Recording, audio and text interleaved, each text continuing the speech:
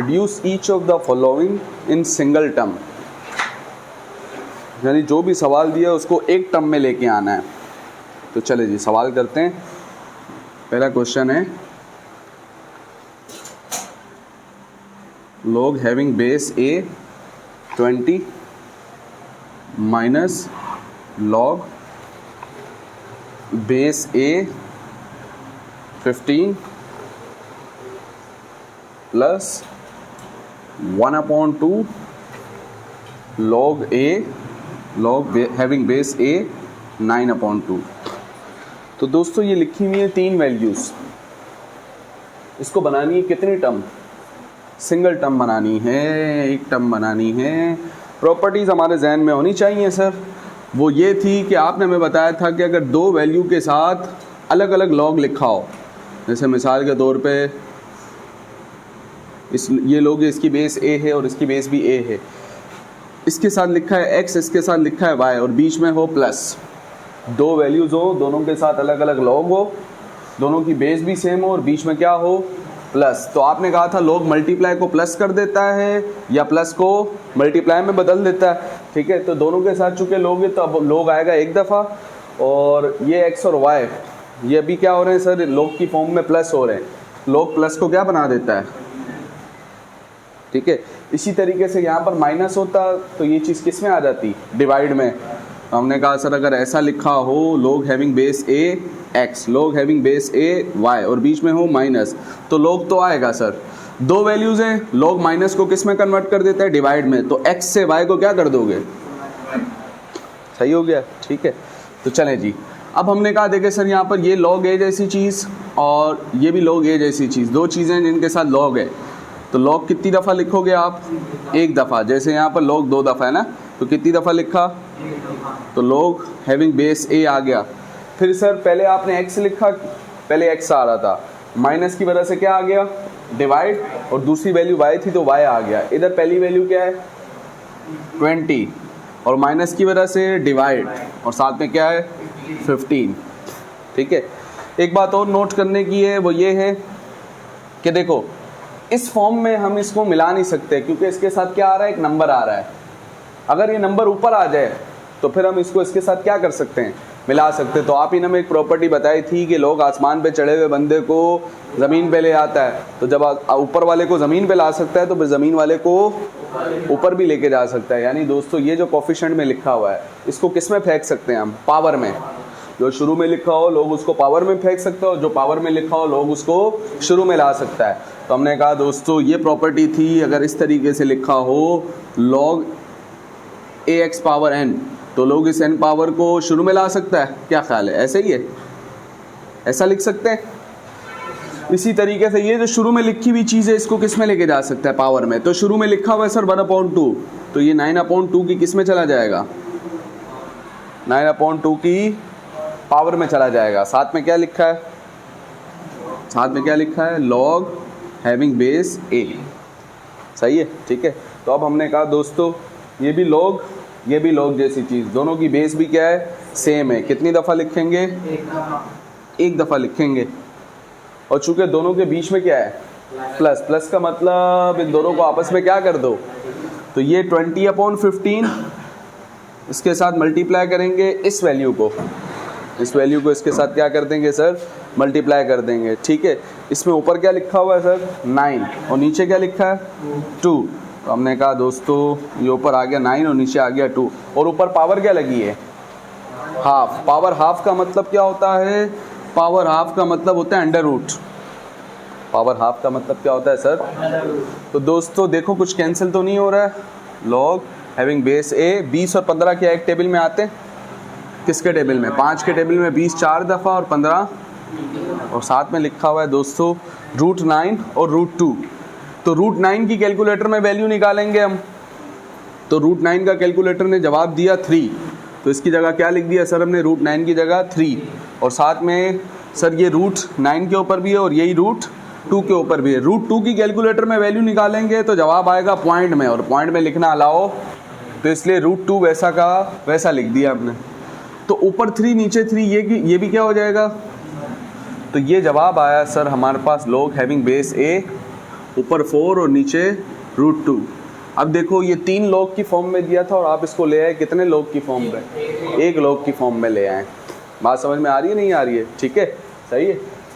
इसी तरीके से अगर हम यहाँ पर देखें ये भी जवाब बन सकता है, लेकिन इसके अलावा अगर हम जवाब सोचें तो अपॉन से इस रूट वाली वैल्यू को ख़त्म करना चाहें, हम चाह रहे हैं कि अपॉन से रूट वाली वैल्यू क्या हो जाए, ख़त्म। ये भी एक जवाब है, लेकिन ये इतना अच्छा जवाब नहीं है, ये इर्रेशनल फॉर्म है। अपॉन में रूट इर्रेशनल फॉर्म होता है, इसके बारे में मैंने आपको बताया था चैप्टर 1 में, अभी मैं दोबारा नहीं बताऊंगा।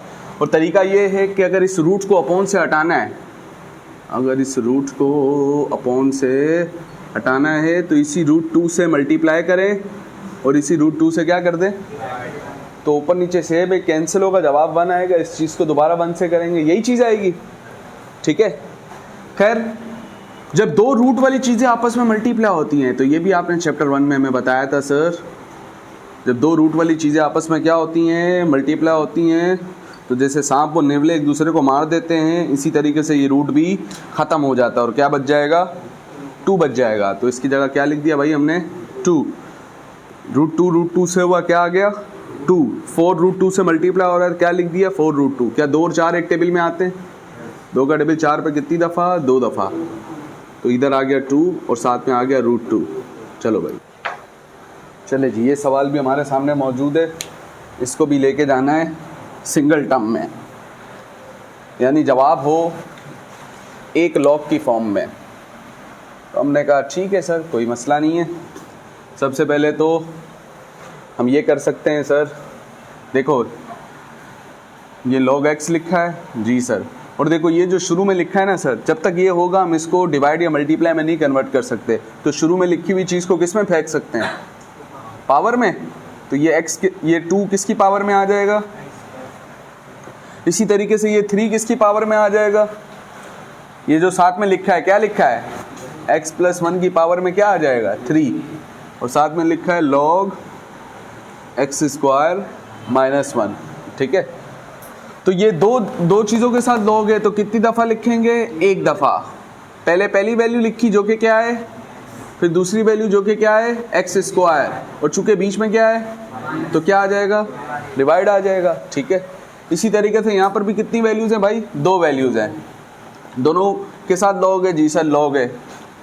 पहली वैल्यू क्या है, x + 1 का होल क्यूब, दूसरी वैल्यू क्या है, x² - 1, और बीच में क्या है, तो माइनस की वजह से क्या आ जाएगा, डिवाइड आ जाएगा, माइनस की वजह से डिवाइड आ जाएगा। ठीक है, देखो कुछ कैंसिल तो नहीं हो रहा है दोस्तों, तो ऊपर x पावर 1 और नीचे ये क्या हो जाएगा, कैंसिल।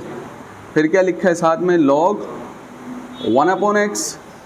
अब देखो दोस्तों यहाँ पर एक फार्मूला लग रहा है, यहाँ पर एक फार्मूला लग रहा है, ठीक है, सही है, जिसके बारे में आप जाके आगे पढ़ोगे, इसलिए मैं फ़िलहाल चलो फार्मूला नहीं लगा रहा हूँ, खैर है, इसको फ़िलहाल ऐसे ही रख दिया। इधर भी फार्मूला लग रहा है, खैर 2 चीज़ें और दोनों के साथ log है, कितनी दफ़ा log आएगा, 1 दफ़ा, और प्लस का मतलब मल्टीप्लाई हो जाएंगे, ये दोनों चीज़ें आपस में क्या हो जाएंगी, तो x + 1 होल क्यूब 1 जा, x + 1 होल क्यूब आ जाएगा, और नीचे x जैसी चीज़ इसके साथ क्या हो जाएगी, मल्टीप्लाई, तो x × x² - 1। तो ये कितने log की फॉर्म में आ गया, नोट करो, ये 3 वैल्यूज़ दी हैं दोस्तों में, और कुछ 8 सवाल हैं, उनकी वैल्यूज़ मालूम करनी है।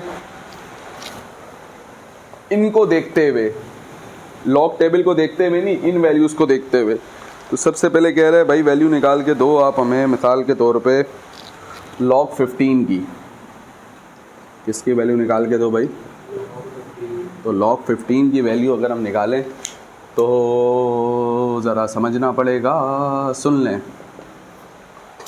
देखो हमें log 15 की वैल्यू चाहिए, क्या यहाँ पे log 15 की कोई वैल्यू है, नहीं है सर, log 2 की वैल्यू है, log 5 है, और हमें वैल्यू किसकी चाहिए, log 15 की।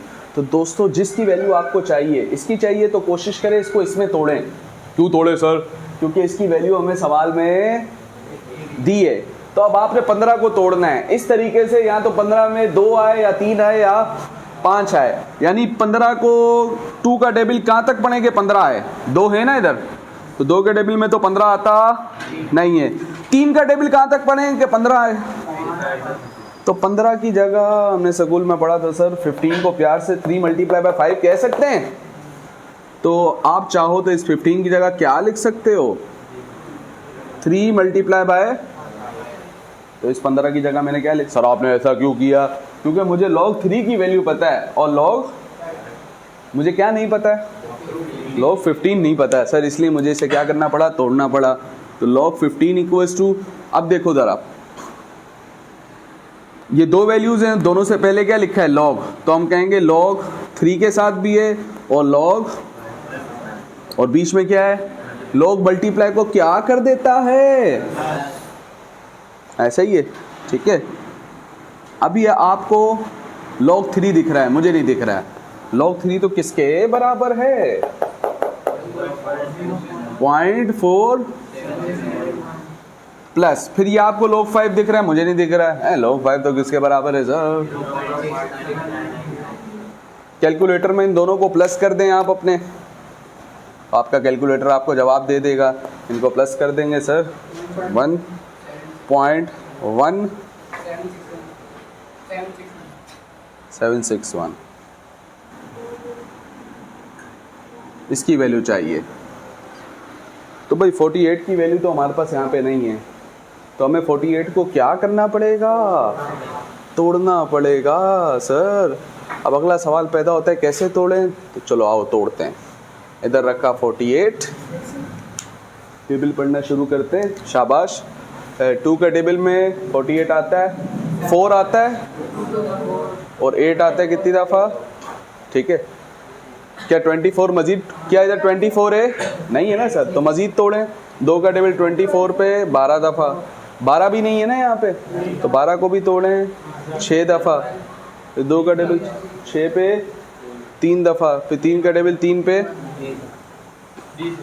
तो इसका मतलब है 48 में 2 कितने हैं और 3 कितना है?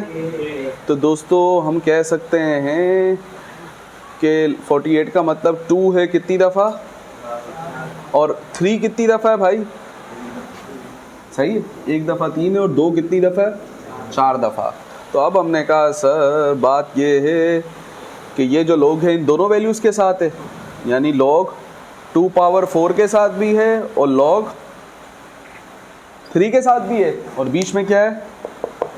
log मल्टीप्लाई को क्या कर देता है? और कोई प्रॉपर्टी लग रही है? देखो बताओ भाई, और कोई प्रॉपर्टी?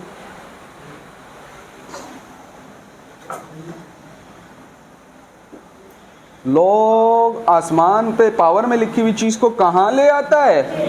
तो ये 4 पहले आ जाएगा, बाकी क्या बच गया? log 2 बच गया दोस्तों। तो ये हो जाएगा सर हमारे पास log 48 इक्वल्स टू 4 अपनी जगह, या आपको log 2 दिख रहा है? मुझे नहीं दिख रहा। log 2 तो किसके बराबर है?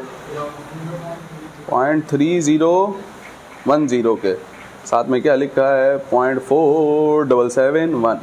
तो बेटा इसको 4 से मल्टीप्लाई कर दें तो 1.2040 कर लो कैलकुलेटर में।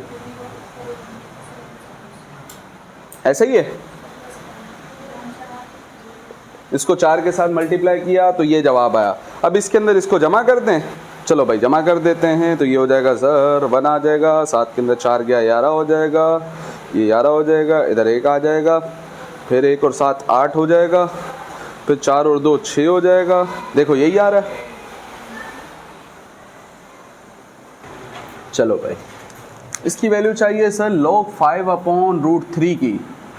तो हमने कहा सर ये log 5 के साथ भी है और यही log √3 के साथ भी है। अलबत्ता डिवाइड है तो लोग डिवाइड को क्या कर देता है? माइनस कर देता है। अब log 5 की वैल्यू तो हमें पता है सर, सवाल में दी है ना log 5 की वैल्यू क्या है बताओ? 0.699। अब मसला ये है सर कि ये लिखा हुआ है पावर हाफ। खाली रूट का मतलब क्या होता है? पावर हाफ, ठीक है। और log को जहाँ कहीं पावर दिखती है, log को जहाँ कहीं पावर दिखती है तो log क्या करता है? चुप करके बैठा रहता है। पावर को कहाँ ले आता है, नीचे ले आता है, तो 1/2 ऊपर से कहाँ आ जाएगा, नीचे आ जाएगा। और साथ में क्या बच गया, बाकी क्या बच गया सर, log 3 बच गया। ठीक है, तो log 3 की वैल्यू पता है आपको, क्या वैल्यू दी है सर सवाल में, 1 को 2 से डिवाइड किया तो जवाब आया 0.5 और इसकी वैल्यू क्या दी है 0.71। ठीक है, 47,000, 2300, 2350, 2360, 2360.5, 2360.5, 0.23605। इसको इसके साथ क्या करेंगे,